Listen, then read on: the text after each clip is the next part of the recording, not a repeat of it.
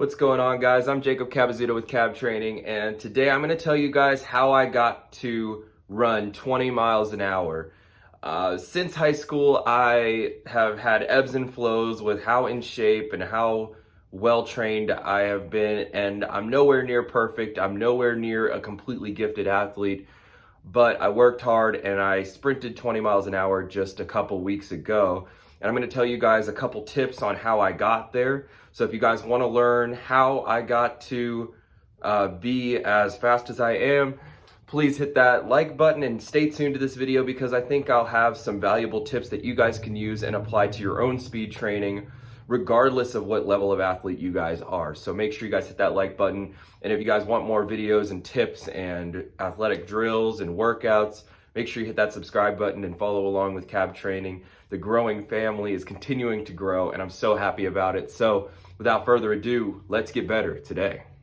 So before I tell you guys a couple of the tips that I have for you today, a quick little backstory. I graduated high school about 5 years ago, and ever since then, I've had some good moments in my athletic ability, and I've had some low moments in my athletic ability where I've gained weight, lost weight, gained weight, lost weight. I was able to touch the rim in basketball. I'm 5'9", so touching the rim on a basketball hoop is a pretty dang good accomplishment. I've sprinted pretty fast. I've gained a little bit of weight over the last couple months, and so over the last 4 months now, I have gotten a GPS tracker and have been able to track my speed. And my goal from the time I got that GPS tracker was 20 miles per hour. Now, professional athletes, they get up into the 21s, the 22s, the 23s, the 24s sometimes. So I just wanted to get over the 20 miles per hour barrier so I could finally say, wow, I can hold my own just a little bit, and just so these kids that I train don't pass me up anytime soon. In the couple months leading up to me reaching 20 miles an hour 2 weeks ago, I was hovering between the 18 miles per hour to 19.5 miles per hour range. And I was frustrated because I knew I could run faster than I was running. And I knew I had run faster when I was in high school and maybe a little bit out of college.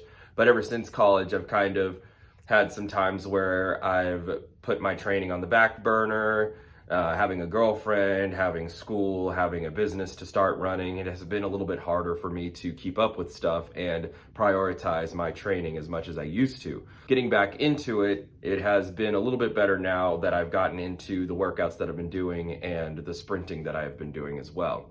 So now that you guys have a little bit of a better understanding of my background and how I've been athletically since high school sports, where I took it very seriously, let's get into a couple of the tips that led me to the point of reaching 20 miles an hour.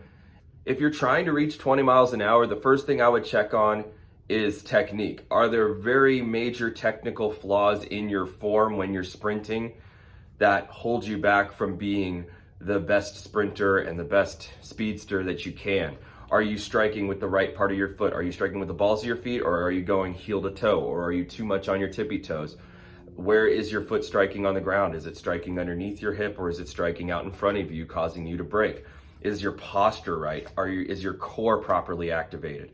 How's your forward lean doing? Are you upright when you're at top speed? All these things you need to be able to answer when you look at your form. Now, you guys are more than welcome to always send me your videos through Instagram DMs or through email to get my point of view and my input on what your form looks like and what needs fixed on your form. I would always love to help you guys with that stuff, because that's what I do for a living, and I want to reach as many people as possible. But again, look at your technique, see what you need to fix, look up technique videos. I have some technique videos on my channel, some sprinting videos. I feel like I'm an okay model for what sprinting technique's supposed to look like when it comes to just me sprinting myself.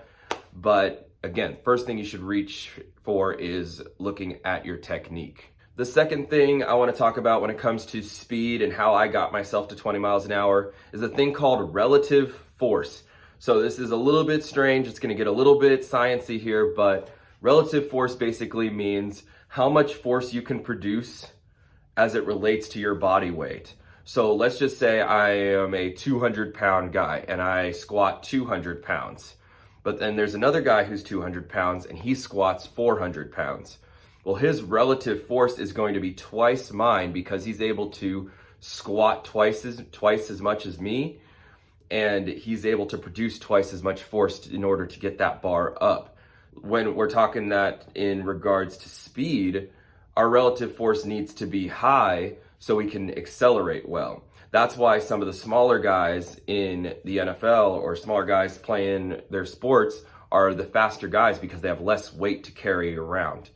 That's why a Tyreek Hill has a much better acceleration than Derrick Henry, just because of the amount of mass that Tyreek Hill has to carry compared to Derrick Henry, who has 70 pounds on Tyreek Hill.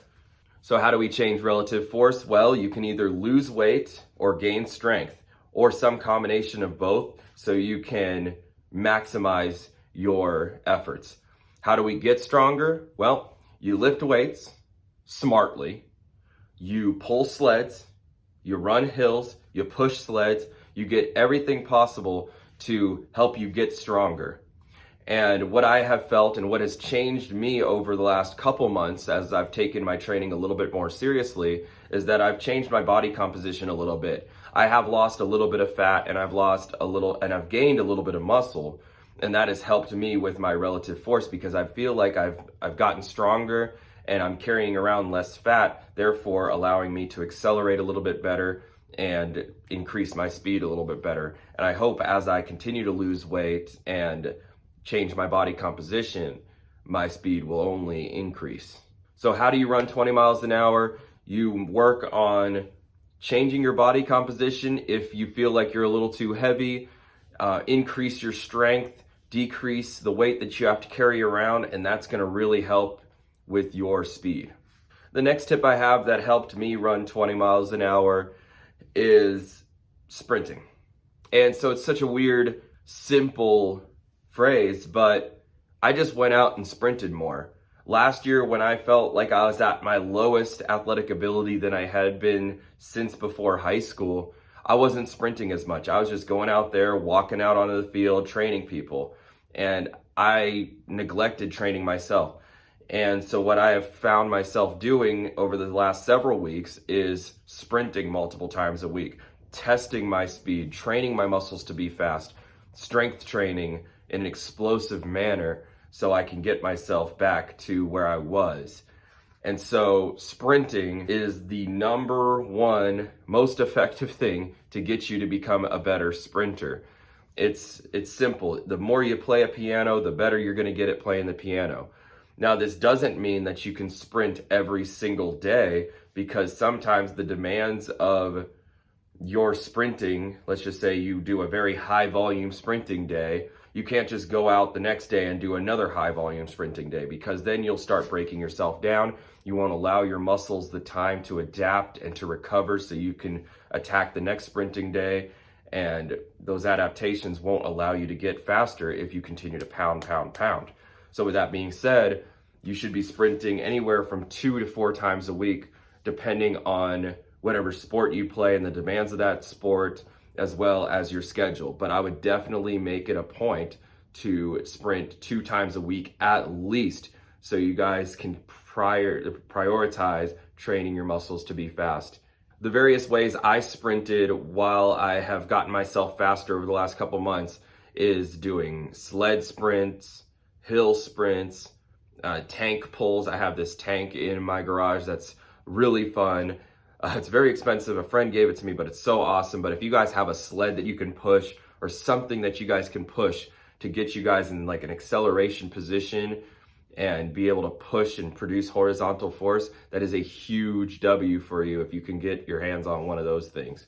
So sleds, hills, sled pushes, all that stuff, unresisted sprints, those things are going to really help you guys get faster. So to sum it up, the 3 things that you guys should work on to increase your speed is looking at your technical flaws, changing your relative force, meaning how strong you are compared to your body weight and how much force you can apply as it relates to your body weight. And number 3, sprinting more often. And I guarantee you guys are going to see speed gains as you continue to progress in your training.